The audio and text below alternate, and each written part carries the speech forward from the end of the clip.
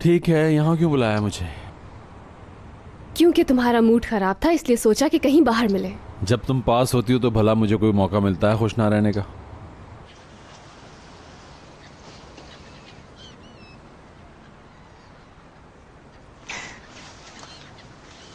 हाँ, अब तुम्हारा प्लान क्या है बताओ मुझे। क्या समंदर में साथ छलांग लगानी है? वाह, तुम मजाक करने लगे हो फिर से। लगता है मेरे मुराद का मूड ठीक हो रहा है। इसी खुशी में क्यों ना हम कुछ अच्छा वक्त गुजार लें। ऐसे ही घूमते हैं आज यहाँ वहाँ। अच्छा, तो ऐसे ही घूमने का प्लान है। अच्छा ये बताओ कि जब तुम मेरे पास होती हो तो हर चीज मुझे क्यों ठीक लगती है यार?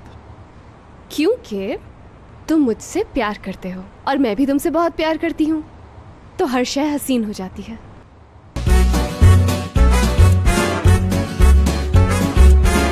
हाँ, चलो। प्यार लफ्जों में कहाँ, दिलों की होती है जुबान, वो जानते ही नहीं इससे, होती है नजरों से बयान। जरा जरा सी आग है यूं अपने दिल को थाम ले, तू रोकता है क्यों भला। शरारतें हैं इश्क की किसी किसी नसीब की, तू टोकता है क्यों भला।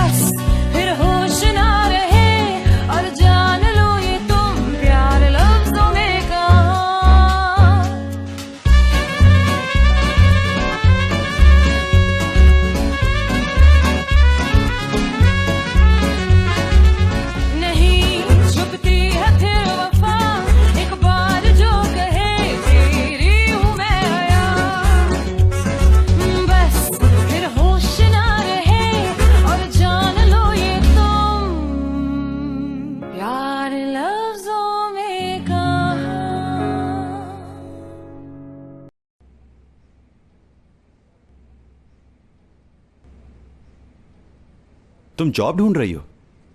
नो सर, मैं तो ऐसे ही देख रही थी। ऐसे ही? अपनी दोस्त के लिए।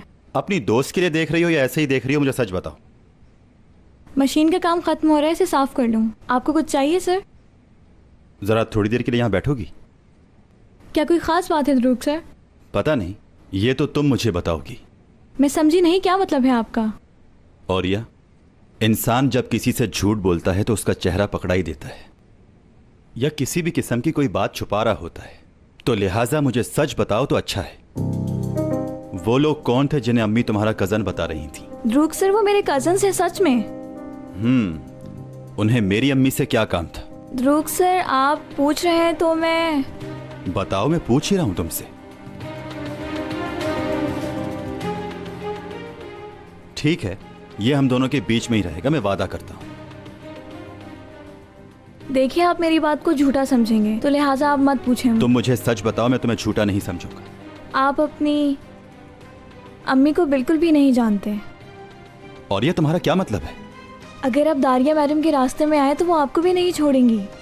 वो बहुत अलग है ध्रुव सर, आप उन जैसे बिल्कुल भी नहीं। यहाँ जो भी मुसीबत आती है उसमें कहीं ना कहीं दारिया मैम का हाथ जरूर होता है। तुम्हें पता भी है तुम क्या कह रही हो? अच्छी तरह पता है, इसीलिए मैं इस घर से और इस नौकरी से जान छुड़ाना चाहती हूँ ध्रुव सर। अभी जो हयात मैडम और मुराद सर का एक्सीडेंट हुआ था, उस हादसे में आपकी माँ का हाथ था। उन लोगों को पैसे दिए थे उन्होंने। अगर आपको यकीन नहीं तो आप मेरे उन दोनों कजिन से पूछ सकते हैं।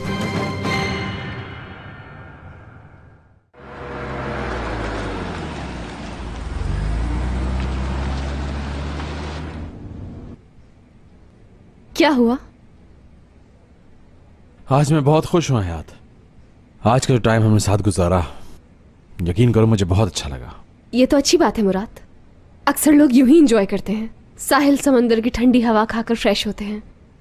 लेकिन नॉर्मल लोग अपने हनीमून को छोड़कर नहीं भागते। जानती हूँ वो मेरी गलती थी, लेकिन दर हकीकत तुम्हारे बगैर मैं कुछ भी नहीं। लगता है तुम्हें भूख लग रही है? हाँ, क्यों ना आज हम अम्मी के घर चलकर खाना खाएं। मुराद, करीम भी हवालात से बाहर आ गया है। अरे ये तो मैं भूल ही गया था।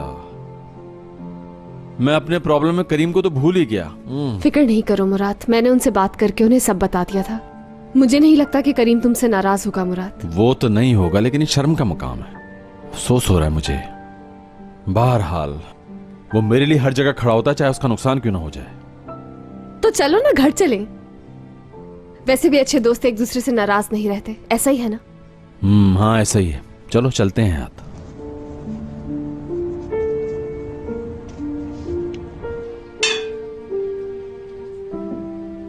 मैंने इस टेबल को बहुत मिस किया जब हवालात में था।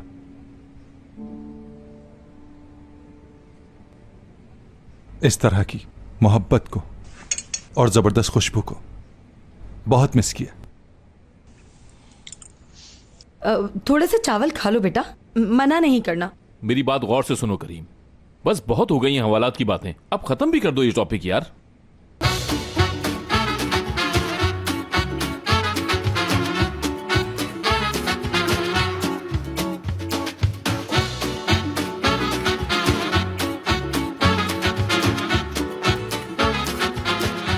Aşk laftan anlamaz.